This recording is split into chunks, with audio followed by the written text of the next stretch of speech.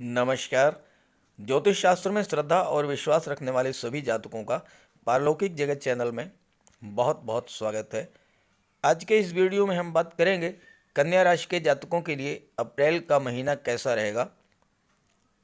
अप्रैल 2022 में जीवन में क्या क्या उतार चढ़ाव आ सकते हैं और हम अपनी तरफ से क्या कर सकते हैं, किन बातों का ध्यान रख सकते हैं, क्या उपाय कर सकते हैं।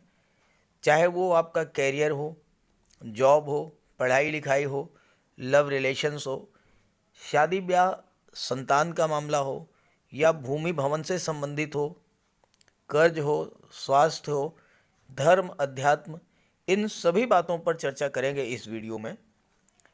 अप्रैल का महीना आप सभी के जीवन में क्रांतिकारी परिवर्तन लाने वाला है, क्योंकि शायद ये पहली बार ऐसा हो रहा है जब एक साथ 8 ग्रह एक ही महीने में राशि परिवर्तन करें। और चंद्रमा तो एक माह में सभी 12 राशियों पर भ्रमण कर लेता है।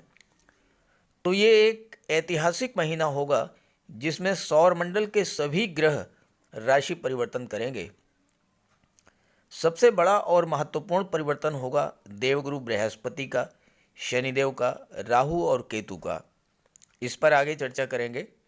इसके अलावा सूर्य, बुध, मंगल, शुक्र भी राशि परिवर्तन करेंगे। जिस तरह से इस धरती पर नई सरकार का गठन होता है तो बड़े पैमाने पर फेरबदल होता है। विभिन्न मंत्रियों को एक बार फिर से अलग अलग मंत्रालयों का आवंटन होता है। ठीक वैसी ही प्रक्रिया ग्रहों के साथ होने जा रही है। सभी ग्रह राशि परिवर्तन करके अलग अलग भूमिका में होंगे और कुछ राशि परिवर्तन तो बहुत ही श्रेष्ठ होने जा रहे हैं, जैसे देवगुरु, राहु और केतु और सूर्य का राशि परिवर्तन। तो इतने बड़े राशि परिवर्तन का कन्या राशि के जातकों पर क्या प्रभाव पड़ेगा, इसी का विश्लेषण करेंगे इस वीडियो में। और ख़ास बात यह है कि कन्या राशि के जातकों की कुंडली में देवगुरु बृहस्पति हंस महापुरुष राजयोग का निर्माण कर रहे हैं, जो कि अत्यंत श्रेष्ठ राजयोग है। आपको बता दूं कि ये विश्लेषण आपकी चंद्र राशि के आधार पर किया जा रहा है और वीडियो के अंत में मैं आपको उपाय और सावधानियां भी बताऊंगा। चलिए वीडियो शुरू करते हैं। पहले बात करते हैं गोचर कुंडली की। देखिए, एक होती है जन्म कुंडली, जो आपके समय, जन्म के समय ग्रह स्थितियों के आधार पर तैयार की जाती है, जिसमें आपका प्रारब्ध लिखा होता है, आपके जीवन की महत्वपूर्ण घटनाएं लिखी होती हैं, आपके जीवन में कब कब क्या क्या आपको प्राप्त होगा ये लिखा होता है। और दूसरी होती है गोचर कुंडली, जिसमें वर्तमान में ग्रह स्थितियां क्या हैं और इसका क्या प्रभाव होता है, इसका विश्लेषण करते हैं। तो कन्या राशि की गोचर कुंडली आपके सामने है। सबसे महत्वपूर्ण जो राशि परिवर्तन हो रहा है वो है देवगुरु बृहस्पति का। देवगुरु बृहस्पति 13 अप्रैल को राशि परिवर्तन करेंगे, मीन राशि में गोचर करेंगे, जो कि देवगुरु की स्वराशि है।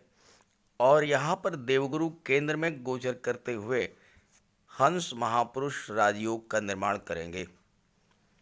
राहु और केतु 12 अप्रैल को राशि परिवर्तन करेंगे। राहु मेष राशि में गोचर करेंगे और आपकी कुंडली के अष्टम भाव में गोचर कर रहे हैं, जबकि केतु तुला राशि में गोचर करेंगे और आपकी कुंडली के धन भाव में विराजमान होंगे। शनि तो 29 अप्रैल को राशि परिवर्तन करेंगे, तो एक तरह से अप्रैल में शनि पंचम भाव में ही रहेंगे, मकर राशि में। मंगल 7 अप्रैल को राशि परिवर्तन करके कुंभ राशि में गोचर करेंगे और आपकी कुंडली के छठे भाव में गोचर करेंगे।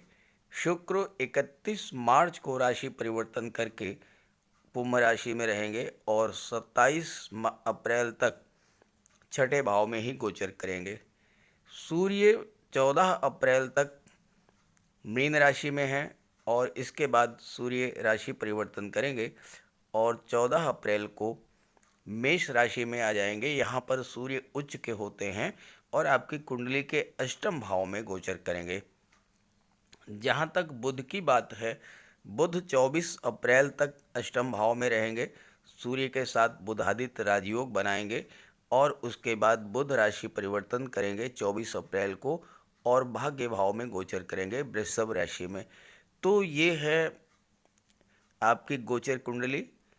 8 ग्रह राशि परिवर्तन कर रहे हैं अप्रैल 2022 में।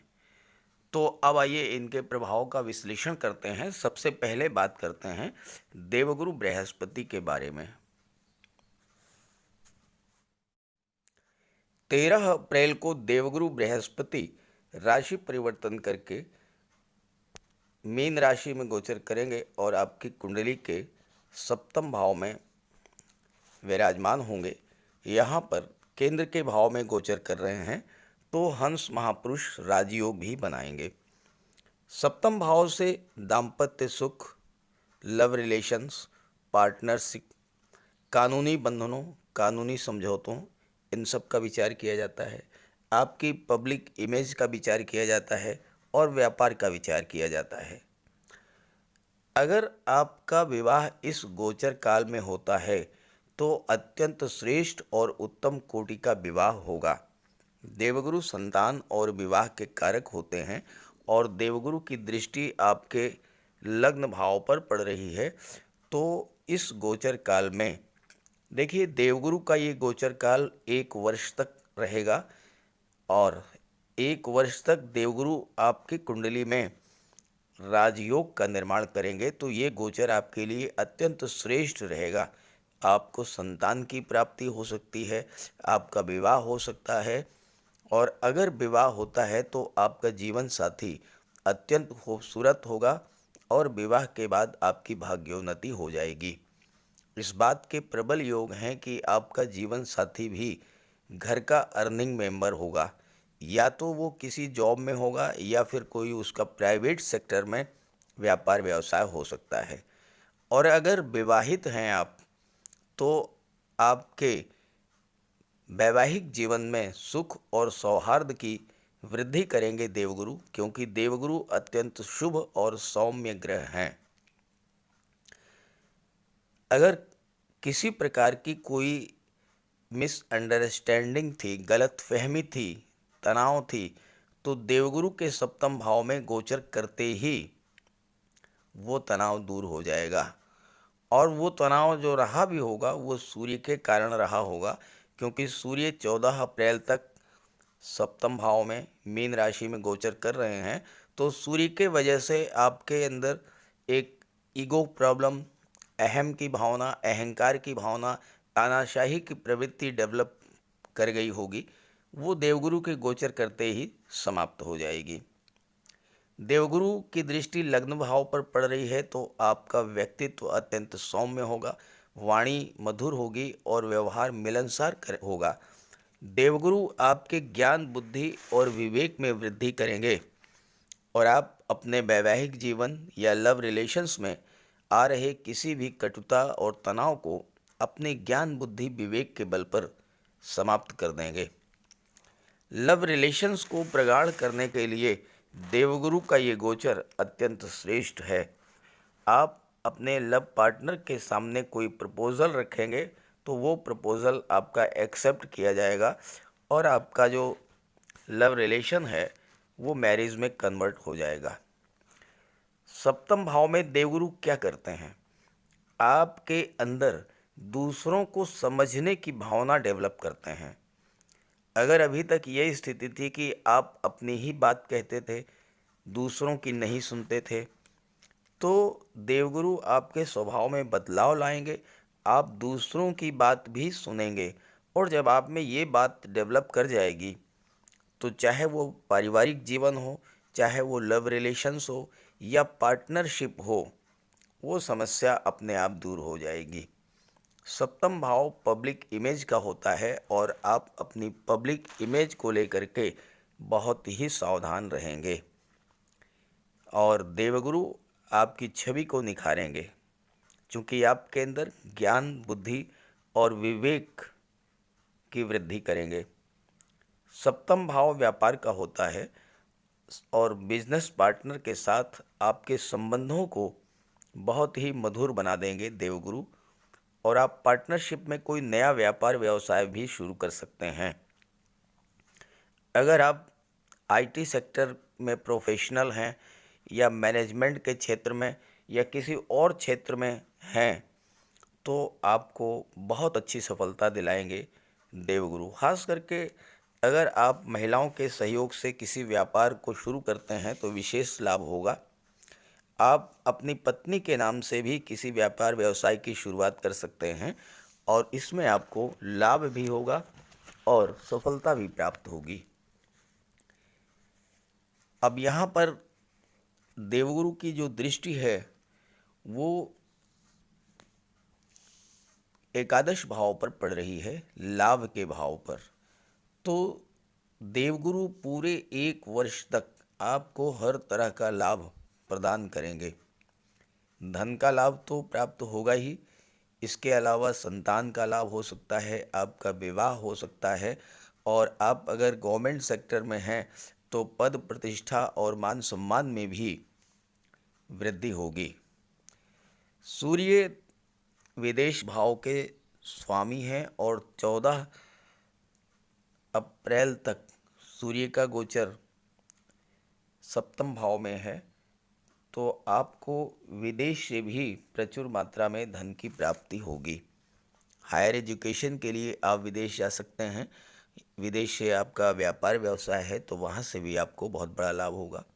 यात्राएं भी आप करेंगे, विदेश में आप सेटल हो सकते हैं। और अगर आप विदेश सेवा में हैं तो वहाँ पर आपका होल्ड होगा, बहुत अच्छे राजनयिक होंगे आप। एक्सपोर्ट इंपोर्ट के व्यापार में भी लाभ होगा। सप्तम भाव जो होता है ये तुला राशि का होता है। तुला राशि क्या है? तुला राशि संतुलन है, तुला राशि व्यापार है, न्याय है। तो ये देवगुरु का गोचर आपको मानसिक स्थिरता प्रदान करेगा, जीवन में संतुलन लाएगा। आप व्यापार में ईमानदारी से आगे बढ़ेंगे और बुलंदियों पर पहुंचेंगे। आप बड़े व्यापारी बनेंगे और उच्च स्तर की सफलता प्राप्त करेंगे।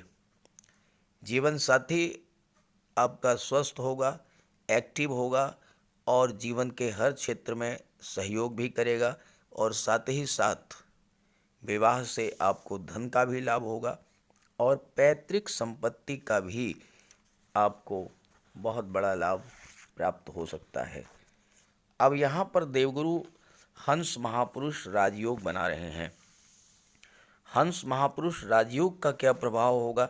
पहला इसका जो प्रभाव होगा वो ये होगा कि देवगुरु आपकी आयु में वृद्धि करेंगे, आपको रोगों से मुक्ति दिलाएंगे। और हंस महापुरुष योग जिसकी कुंडली में बनता है उस पर ईश्वर की विशेष कृपा होती है। और मैंने हर वीडियो में बताया है देवगुरु के बारे में कि अगर देवगुरु का गोचर केंद्र के भाव में हो, और यहाँ देखिए केंद्र के भाव में सप्तम भाव में देवगुरु का गोचर है, तो देवगुरु के बारे में कहा गया है ज्योतिष शास्त्र में कि किंग कुर्वन्ति सर्वग्रह यस्य केंद्रे बृहस्पति। जिस जातक की कुंडली में केंद्र के भाव में देवगुरु का गोचर है उस पर किसी भी अन्य ग्रह का कोई अशुभ प्रभाव नहीं कर पड़ता। तो देवगुरु आपको दैवी सपोर्ट दिलाएंगे, ईश्वर की विशेष कृपा आप पर होगी और कम उम्र में ही आप उच्च पद को प्राप्त कर लेंगे, क्योंकि आपके लग्न भाव पर देवगुरु की दृष्टि है, शनि की भी, मंगल की दृष्टि है और स्वामी है आपके बुध।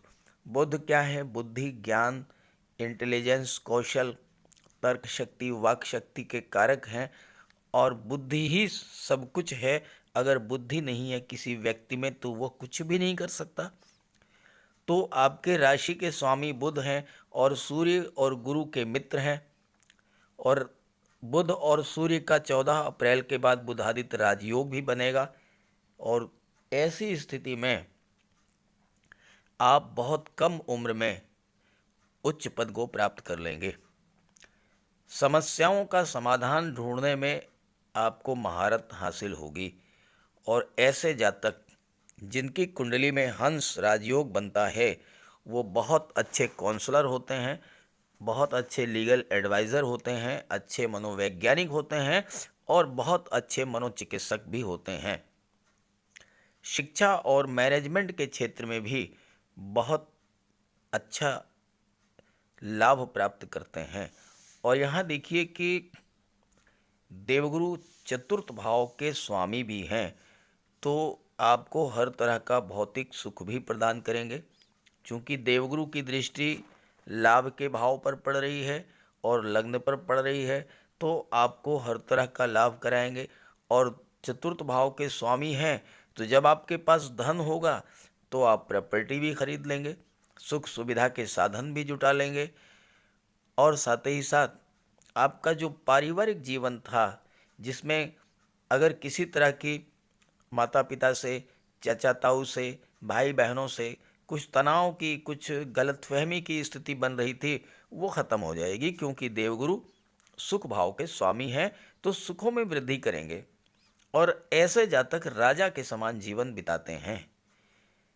हंस योग आपको परिपक्व बनाएगा, माइंड में मैच्योरिटी लाएगा, और ऐसे जातकों को राज दरबार का सुख मिलता है। अब ये राज दरबार क्या है, ये आपको बताने की ज़रूरत नहीं है। राज दरबार यानी शासन प्रशासन, राजनीति या व्यापार के क्षेत्र में उच्च पद। ऐसे जातकों को राज दरबार में ट्रबल शूटर के रूप में जाना जाता है, यानी हर समस्या का समाधान त्वरित गति से ढूंढने वाला माना जाता है। और आप अपने इसी गुण के कारण शासन प्रशासन में, राजनीति में, विदेश सेवा में, न्यायिक सेवा में, कारपोरेट सेक्टर में एज ए प्रोफेशनल बहुत अच्छा नाम, यश और धन अर्जित करते हैं।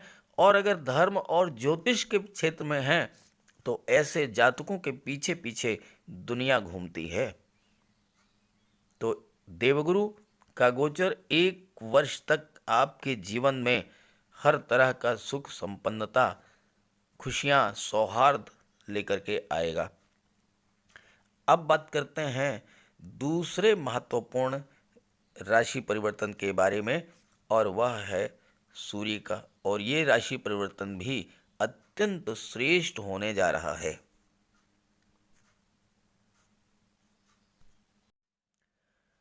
सूर्य का राशि परिवर्तन होगा 14 अप्रैल को, और सूर्य मेष राशि में गोचर करेंगे।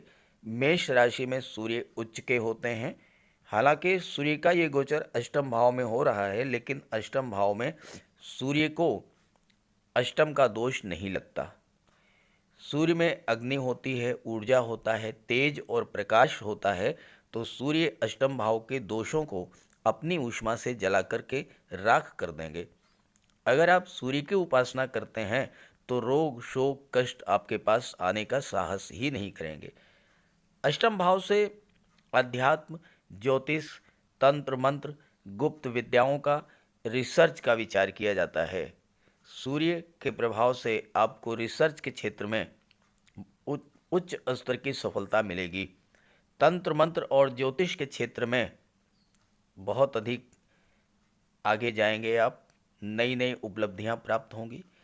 और चूंकि बुध भी सूर्य के साथ हैं, और बुध 8 अप्रैल को आएंगे, इसके पहले बुध व्यापार के भाव सप्तम भाव में गोचर कर रहे थे तो व्यापार के क्षेत्र में सफलता मिलेगी और धन प्राप्त होगा। सूर्य आपकी छिपी टैलेंट को बाहर निकालेंगे। आप मैनेजमेंट के क्षेत्र में, आईटी सेक्टर में, शिक्षा, व्यापार, रिसर्च, अध्यात्म, इन सब क्षेत्रों में नई नई उपलब्धियां हासिल करेंगे, नई नई खोज करेंगे आप। और कितनी भी कठिन परिस्थिति हो, आप उससे बाहर निकलेंगे। आपकी पिछली परेशानियां दूर होंगी, और ख़ास करके धन संबंधी समस्याएं तो बिल्कुल ही दूर हो जाएंगी, क्योंकि सूर्यदेव और बुध की दृष्टि धन के भाव पर पड़ रही है। धन के भाव में केतु का गोचर है शुक्र की राशि में, और अष्टम भाव में राहु का भी गोचर है। राहु और केतु दोनों ही आकस्मिकता के कारक होते हैं। अचानक से आपको धन की प्राप्ति होगी। राहु और केतु पूरे 18 माह तक गोचर करेंगे। आगे इस पर चर्चा करेंगे विस्तार से। यहाँ सिर्फ इतना कहेंगे कि आपको अचानक से प्रचुर मात्रा में धन की प्राप्ति होगी। अब आइए बात कर लेते हैं मंगल और शुक्र के बारे में, जो कि कुंडली के छठे भाव में गोचर कर रहे हैं। 7 अप्रैल को मंगल का गोचर आपकी कुंडली के छठे भाव में होगा। छठे भाव से रोग, ऋण, शत्रु, कंपटीशन, मुकदमेबाजी, चिकित्सा, इलीगल एक्टिविटीज़, वर्क कल्चर का विचार किया जाता है। और छठे भाव में मंगल बहुत ही अच्छा रिजल्ट देते हैं। कुंडली के त्रिक भाव में छठे, 8वें और 12वें भाव में मंगल, शनि, राहु और केतु ये ग्रह बहुत ही अच्छा परिणाम देते हैं। तो मंगल शत्रुहंता कहे जाते हैं, शत्रुओं का विनाश कर देंगे, रोगों से मुक्ति दिला देंगे और कर्ज भी उतार देंगे। ऐसे जातक जिनकी कुंडली के छठे भाव में मंगल का गोचर होता है वो बहुत ही अच्छी पर्सनालिटी के होते हैं, फिजिकली बहुत स्ट्रांग होते हैं, गजब का शौर्य होता है इनमें। और ऐसे जातक किसी भी मामले में डिसीजन लेने में देर नहीं करते। मंगल के प्रभाव से आप क्विक डिसीजन लेंगे, कोई भी फैसला तुरंत आप ले लेंगे और आगे बढ़ जाएंगे। छठा भाव सोशल सर्विस का भी होता है। मंगल आपको दूसरों की हेल्प करना सिखाते हैं। अपने आकर्षक और स्ट्रांग पर्सनालिटी के बल पर आप न केवल अपने काम बना लेंगे बल्कि दूसरों की भी हेल्प करेंगे। और ऐसे जातक समाज सेवा के क्षेत्र में बढ़ चढ़ कर के आगे बढ़ रहते हैं और इन्हें नाम और यश प्राप्त होता है। छठे भाव का मंगल आपको बीमारियों से भी बचाता है। इम्यून सिस्टम आपका काफ़ी स्ट्रांग होगा और ननिहाल पक्ष से भी आपके रिश्ते बहुत मजबूत होंगे। मामा, नाना, मौसी से रिश्ते मधुर होंगे, उनका सहयोग मिलेगा और उनके साथ व्यापार व्यवसाय में आपको लाभ मिलेगा। ननिहाल पक्ष से आपको ज़मीन, जायदाद, प्रॉपर्टी और धन भी प्राप्त हो सकता है। साथ ही साथ सैन्य जगत, चिकित्सा जगत के लिए छठे भाव के मंगल बहुत अच्छा रिजल्ट देते हैं। चूँकि मंगल की दृष्टि विदेश भाव पर है और छठे भाव से कंपटीशंस का विचार किया जाता है, तो छठे भाव का मंगल आपको गेम्स और स्पोर्ट्स के क्षेत्र में बहुत आगे ले जाते हैं। आप विदेश में जाकर के नाम कमा सकते हैं, देश के लिए कोई आप मेडल ला सकते हैं। हॉकी के क्षेत्र में, क्रिकेट के क्षेत्र में, बैडमिंटन के क्षेत्र में, बॉक्सिंग के क्षेत्र में, किसी भी क्षेत्र में। और यहाँ पर मंगल पराक्रम भाव के स्वामी भी हैं, तो आपके पराक्रम में भी वृद्धि करेंगे। आपके अंदर गजब की शौर्य और ऊर्जा होगी कार्य करने की और मंगल आपके लिए बहुत अच्छा रिजल्ट देंगे। मंगल आपको बहुत अच्छे सामाजिक कार्यकर्ता बना देंगे और बाद में आप राजनीति के क्षेत्र में भी उच्च स्तर की सफलता दिलाएंगे। यहाँ पर शुक्र का भी गोचर है। शुक्र 31 मार्च को ही छठे भाव में आ जाएंगे और आपको कल्पनाशील और क्रिएटिव बनाएंगे। संगीत, नृत्य, लेखन, कविता, गायन, वादन, ड्राइंग, पेंटिंग, मूर्तिकला, शिल्पकला, इन सब क्षेत्रों में आपको सफलता मिलेगी। फिल्म या टीवी सीरियल के माध्यम से भी आप धन कमा सकते हैं।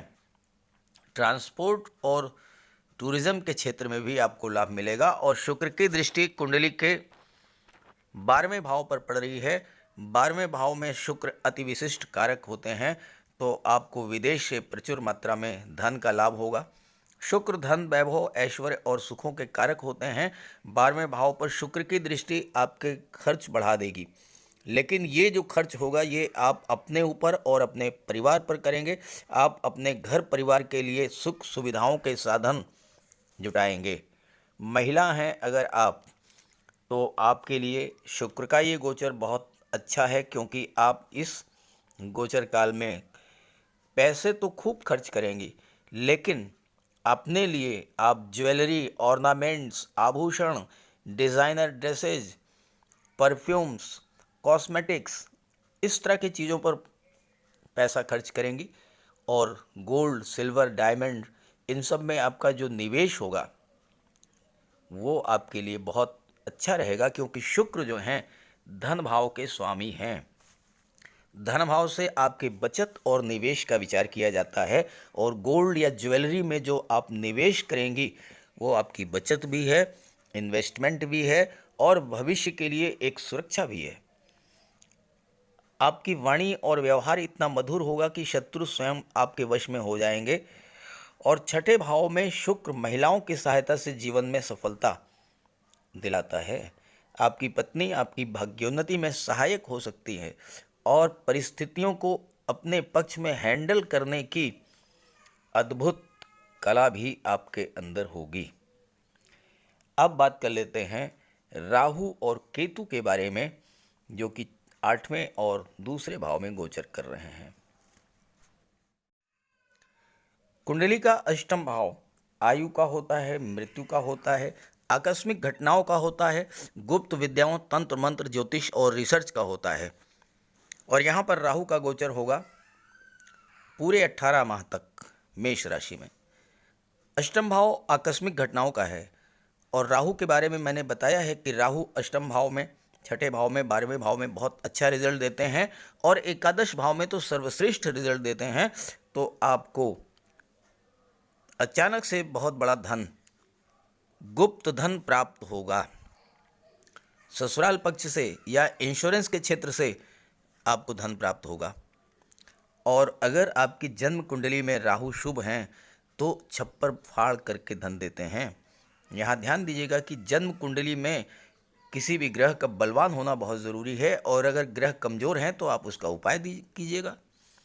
राहु यहाँ शनि के जैसा प्रभाव डालते हैं, और अष्टम भाव भूमि के नीचे के पदार्थों का होता है। तो जो जातक petroleum, diesel, gas, mines, minerals, chemical products, medicine, rubber, scrap, इन सब क्षेत्रों से जुड़े हुए हैं, या जो जातक construction work, real estate, property dealing का कार्य करते हैं, ऐसे जातकों को बहुत बड़ा लाभ होगा। अष्टम भाव रिसर्च का भी होता है। रिसर्च के क्षेत्र में आपको सफलता मिलेगी। नई नई खोज करने, अनुसंधान करने में आपको महारत हासिल होगी। ज्योतिष और अध्यात्म में आपकी रुचि बढ़ेगी। अष्टम भाव में राहु आपको तंत्र मंत्र और गुप्त विद्याओं का जानकार बना देंगे, और गुप्त धन की प्राप्ति करा देंगे। यहाँ तक होता है राहु का प्रभाव कि बहुत से लोग तंत्र मंत्र से गुप्त दैवी शक्तियों को सिद्ध कर लेते हैं और मनचाहा कार्य करा लेते हैं। अष्टम भाव में राहु पुश्तैनी जायदाद या वसीयत से भी धन दिलाते हैं। शेयर, सट्टा, लॉटरी, ब्रोकरेज के क्षेत्र से अचानक से मोटा पैसा आपको दिला देंगे। ससुराल से धन संपत्ति दिला देंगे। मेडिसिन और सर्जरी के क्षेत्र से आप बहुत अच्छे सर्जन हो सकते हैं। इंजीनियरिंग के क्षेत्र में हैं तो अच्छे इंजीनियर होंगे। आईटी एक्सपर्ट बनेंगे, अच्छे प्लेयर बनेंगे। स्टेज आर्टिस्ट और डाटा एनालिटिस्ट भी आप बनते हैं। हालांकि राहु अगर अशुभ है तो जीवन में संघर्ष लाते हैं, धन हानि कराते हैं, और सर्जरी के भी योग बनते हैं। तो राहु का उपाय कर लें। अब बात करते हैं केतु के बारे में। केतु का गोचर 12 अप्रैल को आपकी कुंडली के द्वितीय भाव धन भाव में होगा। द्वितीय भाव से धन के संचय, निवेश, पैतृक संपत्ति, इन सब का विचार किया जाता है। वाणी का और परिवार का विचार किया जाता है। केतु के प्रभाव को समझने के लिए ये समझना होगा कि इनका गोचर किसकी राशि में हो रहा है। तो केतु शुक्र की राशि में गोचर कर रहे हैं, तो अचानक से आपको धन का लाभ करा देंगे, और शेयर मार्केट या प्रॉपर्टी से आपको बहुत बड़ा धन का लाभ होगा। हालांकि केतु परिवार में थोड़ा बहुत मतभेद कराएंगे, लेकिन आपका वर्चस्व बना रहेगा। भोग की ओर आपकी प्रवृत्ति ज़्यादा होगी, और आप सभी सुखों का भोग भी करेंगे।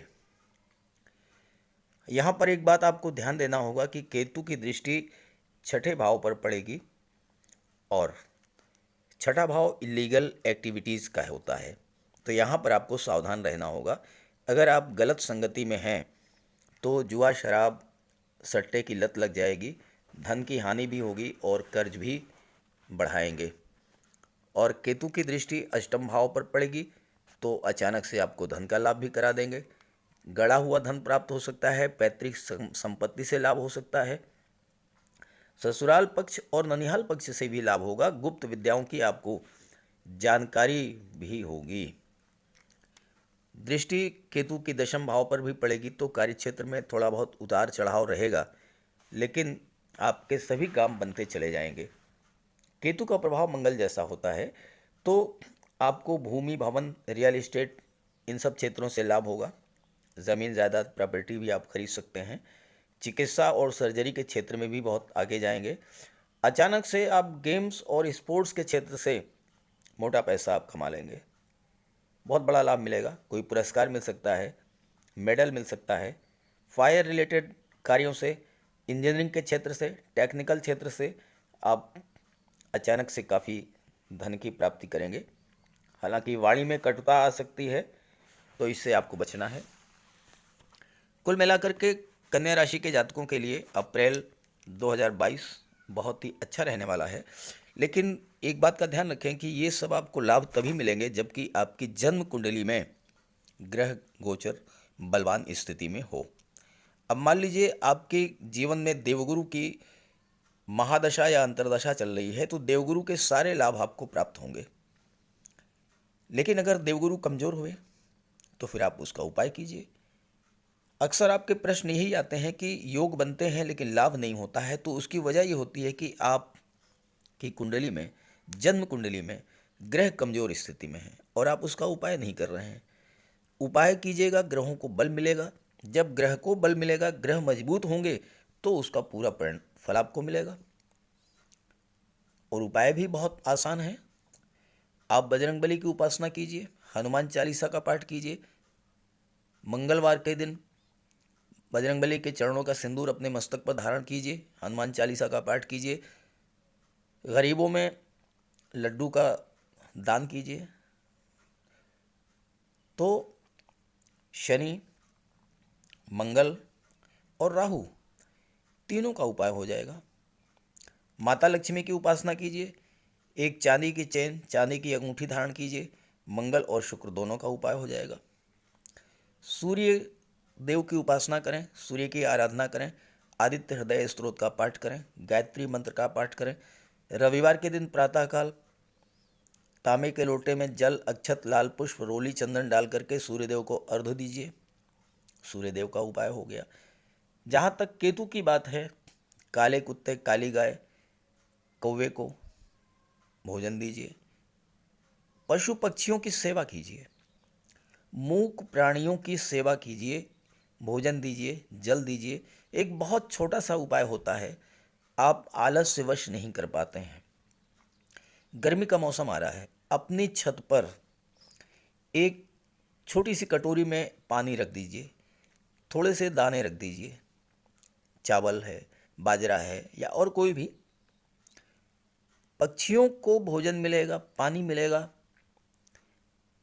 उनकी आत्मा को संतुष्टि मिलेगी, दुआएं आपको मिलेंगी, आपका जीवन सफल हो जाएगा। आप ये करके देखिए, पशु पक्षियों की सेवा करके देखिए, ग्रहों का उपाय करके देखिए, कौन सा वो सुख है जो आपको नहीं प्राप्त होगा। हर ग्रह आपसे प्रसन्न रहेगा और कृपा दृष्टि बनी रहेगी। जहाँ तक राहु की बात है, आप एक मोरपंख लाइए, अपने घर में रखिए उसको। Main door, drawing room, study room, bedroom, सब जगह एक एक मोरपंख लगा दीजिए। कार्यस्थल पर मोरपंख लगा दीजिए। एक काले सुरमे की डिबिया अपनी जेब में हमेशा रखिए। राहु आपके पास कभी भी नहीं आएंगे।